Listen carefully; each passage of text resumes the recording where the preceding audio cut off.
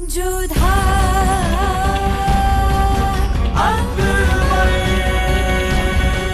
ये धारावाहिक किसी प्रकार की ऐतिहासिकता का दावा नहीं करता। तत्कालीन परिस्थितियों को दर्शाने के लिए आवश्यक और उचित नाटकीय रूपांतर किए गए हैं। ऐतिहासिक रूप से जोधाबाई के स्थान पर हरकाबाई, हीर कुंवर जैसे नाम इतिहास में प्रचलित हैं। ये धारावाहिक किसी भी सामाजिक परंपरा और पारिवारिक संबंधों का ऐतिहासिक दावा नहीं करता है। इसका उद्देश्य किसी भी समुदाय की भावनाओं को ठेस पहुंचाना नहीं है। होशियार, होशियार! ये सारे पर्दे डाल दो। हमें बिल्कुल अंधेरा चाहिए हमारे हुजरे में। हम सोना चाहते हैं, चाहे जो भी कर, लेकिन ये उजाले में भी हमें अंधेरे का आलम चाहिए। जी बेगम साहबा।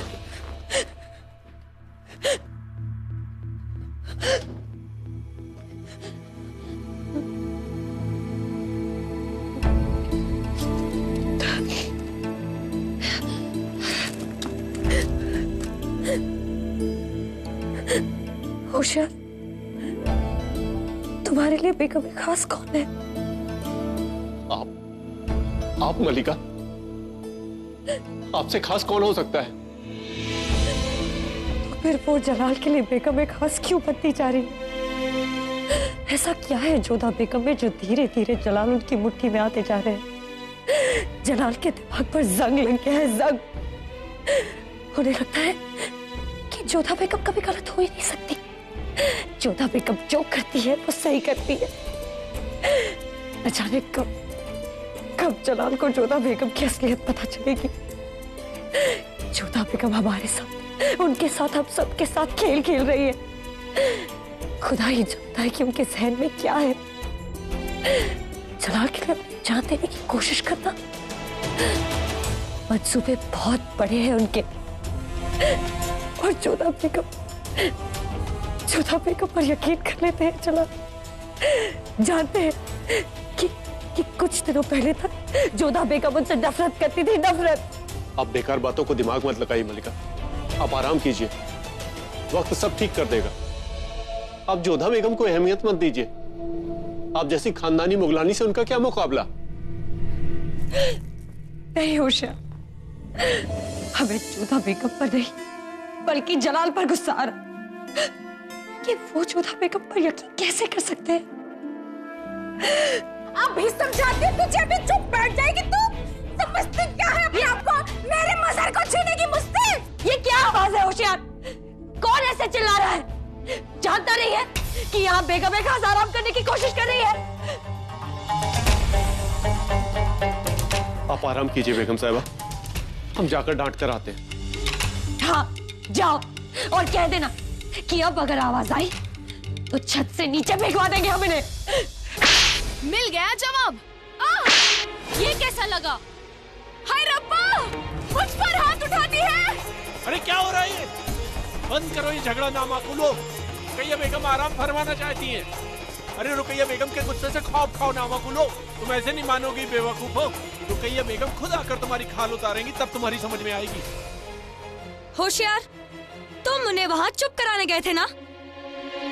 बेशक हुजूर, मगर वो बानिया पागल हो गई हैं, खून खराबे पर उतर आई हैं, सुनती नहीं हमारी। न जाने किससे निकाह को लेकर झगड़ रही है। तुमने कहा नहीं कि हम आराम करना चाहते हैं? हुजूर, कहा था, मगर वो रुकती नहीं। रुकती नहीं? हमारे कहने पर भी खामोश नहीं हो रही है वो।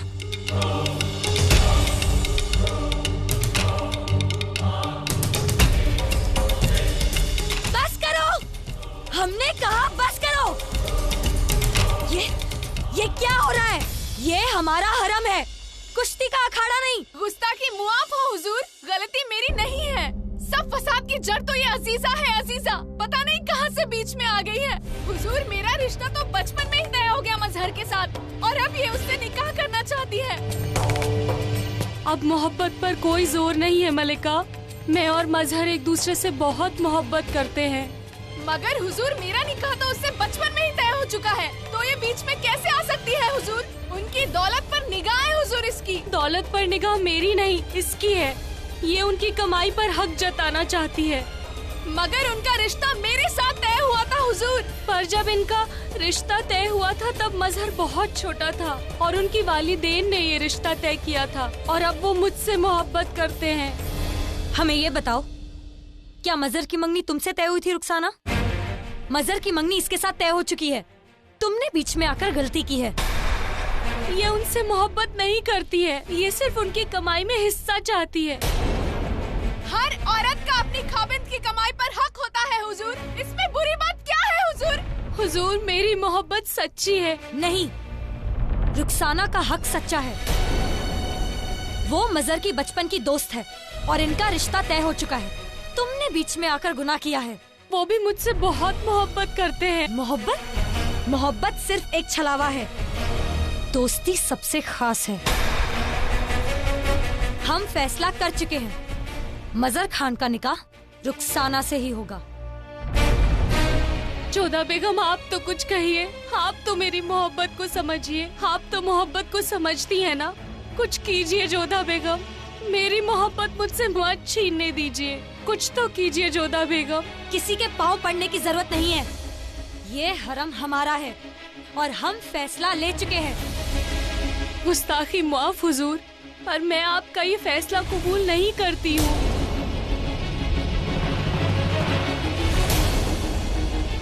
आपका हक हरम पर है, मजहर पर नहीं। आप उसे ऐसे किसी के भी पल्लू से नहीं बांध सकते हैं।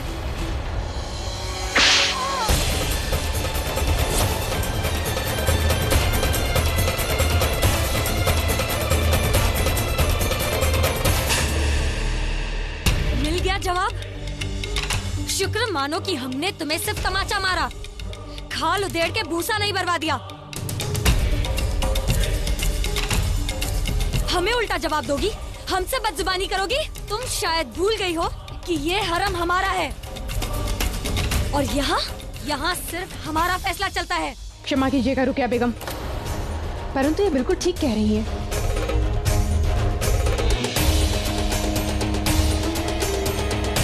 मजहर पर हरम का नियम नहीं लागू होता है।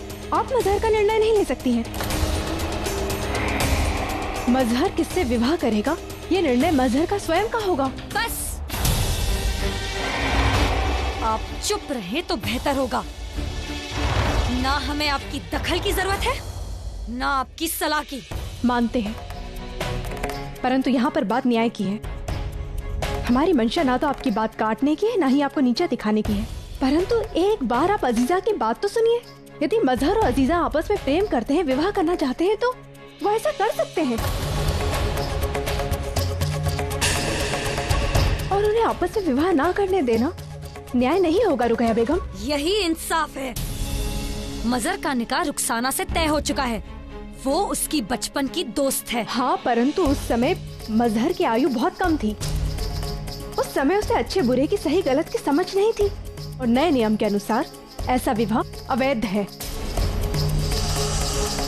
इसलिए यदि मजहर अजीजा से प्रेम करता है, उसे विवाह करना चाहता है, तो वो ऐसा कर सकता है। प्रेम मोहब्बत ये सब एक छलावा है, बकवास की बात है ये। दोस्ती सबसे खास है और ये रिश्ता तय हो चुका है। मजहर का निकाह रुखसाना से ही होगा। उसे अजीजा को भूल जाना होगा और ये बेगम खास का हुक्म है।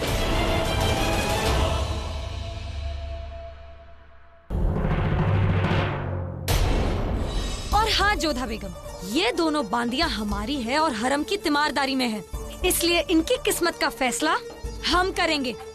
हम मानते हैं रुकैया बेगम, ये दोनों दासियां आपके हरम में हैं, परंतु मजहर नहीं। मजहर हरम के अंतर्गत नहीं आता है, इसलिए उस पर हरम का कोई भी नियम लागू नहीं होगा। वो बस एक सामान्य नागरिक है, इसलिए उसका निर्णय स्वयं शहंशाह लेंगे।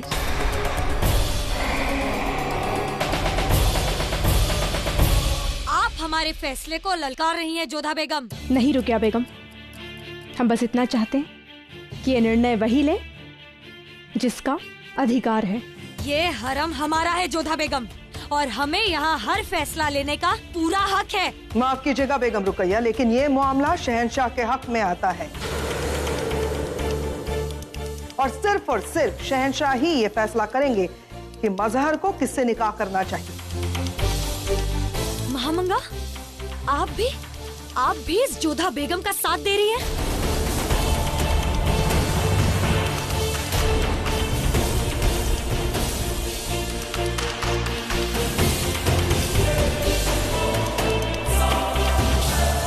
बहुत बुरा किया रुकैया बेगम ने। हाँ, माना शहंशाह ने उन्हें बेगम एक खास का ओहदा दिया, लेकिन उन्हें ऐसा नहीं करना चाहिए था। किसी और का गुस्सा बेचारी बांदी पर उतार दिया। बांदी क्या, वो तो बाकी बेगमात को भी बांदी ही समझती हैं। बाकी बेगमात के साथ भी कहाँ ठीक से पेश आती हैं। अजीजा के साथ जो हुआ वो ठीक नहीं। हाँ, उसकी कोई गलती नहीं। रुखसाना को हम सब जानते हैं, बड़ी लालची और लड़ाकू है। वो तो भला हो जोधा बेगम का, किसी ने तो इतनी हिम्मत दिखाई कि रुकैया बेगम की मनमानी के खिलाफ खड़े हो सके। लेकिन उनकी भी कहाँ सुनी रुकैया बेगम ने। जोधा बेगम ने रुकैया बेगम को ललकारा है, अब जाने क्या होगा। हुजूर, आज हरम में कोई बड़ा फसाद हो गया है, उसी के बाबत कुछ बेगमात आपसे मिलने की गुजारिश कर रही हैं। हम हरम के मामले से दूर रहते हैं। हरम रुकैया बेगम के इख्तियार में आता है। बेगमात से कहो उनकी जो परेशानी है रुकैया बेगम से कहते हैं। मगर हुजूर, ये मामला रुकैया बेगम के बारे में ही है। पूरी बात गुलाम नहीं जानता, लेकिन बेगमात बहुत परेशान लग रही है। फितरत है इनकी बात पर शिकायत करना। हम हरम संभालिए सल्तनत को। जाओ यहाँ से।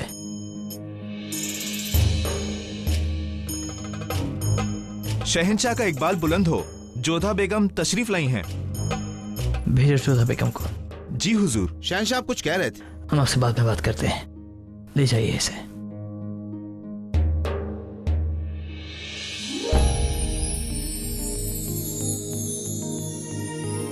कहिए, क्या आप भी हमसे कोई शिकायत करने आई हैं?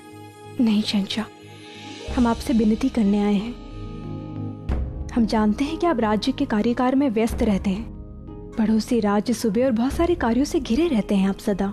बेशक जोधा बेगम, अवाम खुश रहे, बेखौफ रहे, महफूज रहे, ये देखना हमारी जिम्मेदारी है। अगर हम अपनी आवाम को नहीं खुश कर पाएंगे तो हमें बादशाह बनने का कोई हक नहीं है। हमारा प्रश्न यही है कि आपकी प्रजा है कौन? केवल वो लोग जो इस महल से बाहर हैं, और जो लोग इस महल के भीतर हैं, क्या वो आपकी प्रजा नहीं? क्या हरम आपके कर्तव्यों की सीमा से बाहर है शहंशाह? तो आप भी हमसे हरम के बारे में बात करना चाहती हैं जोधा बेगम? जोधा बेगम,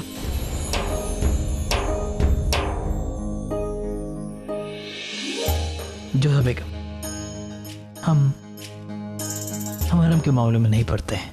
हम उनसे जुड़ी कोई भी छोटी बड़ी बात रुकैया बेगम के इख्तियार में है। आप शहंशाह हैं। जो बात आपके लिए छोटी सी है, साधारण सी है, वो एक दास दासी की जीवन और मृत्यु की बात बन सकती है शहंशाह। जोधा बेगम रुकैया बेगम बचपन से मगर तौर तरीकों से वाकिफ है, हमने इसीलिए उन्हें हरम की जिम्मेदारी सौंपी है। हम किसी के निर्णय का विरोध नहीं कर रहे हैं शहंशाह। हम मानते हैं कि रुकैया बेगम योग्य है और हम भी किसी के बीच में नहीं पड़ना चाहते, परंतु यहाँ पर बात रुकैया बेगम की नहीं है, न्याय की है। और जो कुछ भी हो रहा है वो न्याय और नीति के अनुसार नहीं हो रहा है। रुकैया बेगम को लगता है कि अधिकार प्रेम से बड़ा होता है, और हमारे ऐसे संस्कार नहीं कि हमारी आंखों के सामने अन्याय हो रहा हो और उसे देखकर हम चुप रहें, उसे सह सके। शहंशाह, यहाँ पर बात दो लोगों के जीवन की है, उनके अधिकारों की है, उनकी भावनाओं की है। भले वो एक दास दासी है तो क्या हुआ, वो भी तो आपकी प्रजा का हिस्सा है और उनके प्रति भी आपका कर्तव्य बनता है शहंशाह। मानते हैं कि इन छोटी बातों में आपका हस्तक्षेप करना उचित नहीं है, परंतु ये एक बहुत गंभीर बात है। एक बार उनकी बात तो सुनिए। वो लोग आपसे बहुत प्रेम करते हैं, आपको अपना मानते हैं और हमेशा आपके बारे में शुभ सोचते हैं, और उनकी समस्या सुनने से किसी के अधिकार में आप हस्तक्षेप नहीं करेंगे, बल्कि अपना कर्तव्य निभाएंगे। बस हमारी आपसे यही विनती है, एक न्याय प्रिय शहंशाह से। आज्ञा दीजिए। प्रणाम।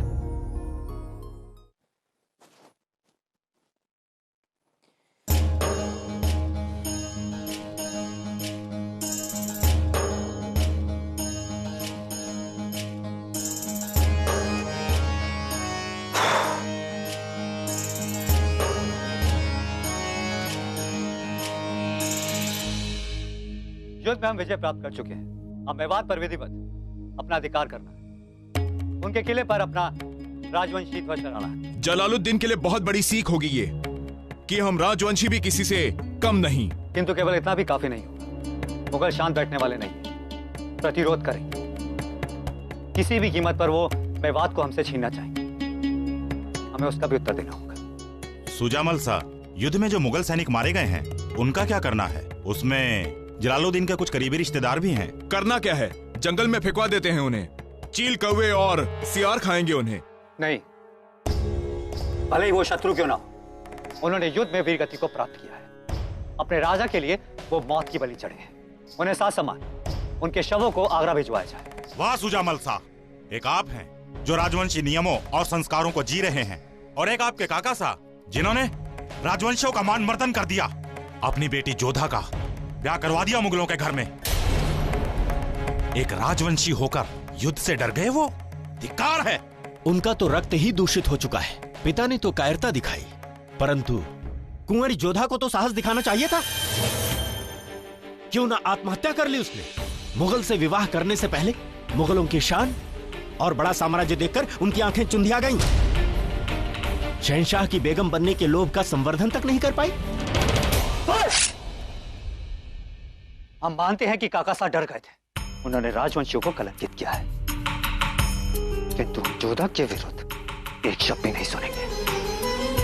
उसने वीरता दिखाई है, उसने शौर्य दिखाया, अपने परिवार, अपने राज्य के लिए उसने अपना बलिदान दिया है।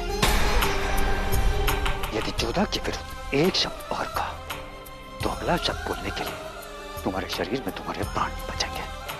क्षमा चाहता हूँ सुजमल शाह, हमारी मंशा कुंवरी जोधा का अपमान करने की नहीं थी। अगली बार माफी मांगने का अवसर नहीं मिलेगा तुम्हें। जिस बात का पूर्ण ज्ञात न हो उस विषय पर बात नहीं करनी चाहिए, स्मरण रहे।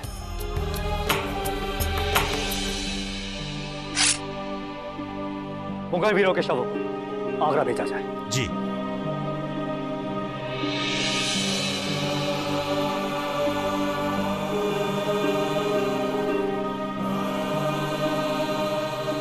क्या सोच रहे हैं सुजामल साहब?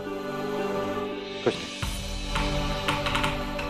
युद्ध में तो हम विजय प्राप्त कर चुके, और जैसा कि हमने कहा हमें शीघ्र ही आगरा के लिए निकलना होगा।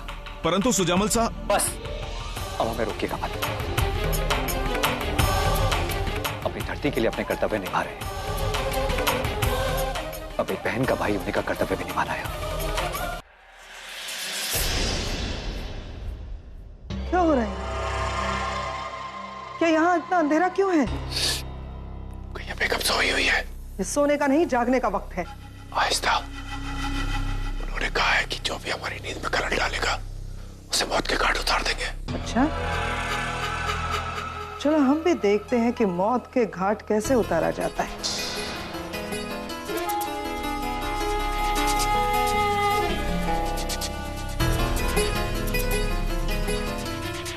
जागिए बेगम रुकैया। बेगम जोधा हरम की बागडोर संभालने जा रही है। इतनी ताब नहीं है जोधा बेगम है महामंगा। अभी चंद दिन पहले उन्होंने इनकार कर दिया। उन्हें हरम संभालने में कोई दिलचस्पी नहीं। और अगर हरम खुद उन्हें चुने तो? वक्त आपके हाथों से रेत की तरह फिसलता जा रहा है बेगम रुकैया। इस हरम में वक्त भी हमारी मर्जी से चलता है महामंगा। आप शायद भूल रही हैं कि हम मलिकाए बेगम हैं। और हम आपको याद दिला दे कि औहदे बदल जाया करते हैं। हम दिल से यही तमन्ना रखते हैं कि हरम आप ही के हाथ में रहे, ताकि जलाल की बागडोर बेगम जोधा के हाथ में ना जाए। लेकिन माफ कीजिएगा बेगम रुकैया, अब वक्त आपके हिसाब से नहीं चलता। एक वक्त था जब हरम आपके हिसाब से चलता था, लेकिन अब सब कुछ बदल गया है। अब सब कुछ आपके हिसाब से नहीं चल रहा हरम में। ना ही वक्त, ना ही बेगम जोधा, और अब साबित हो चुका है कि ना ही बांदियां। साफ साफ कहिए कि आप कहना क्या चाहती हैं? बाहर हंगामा मचा हुआ।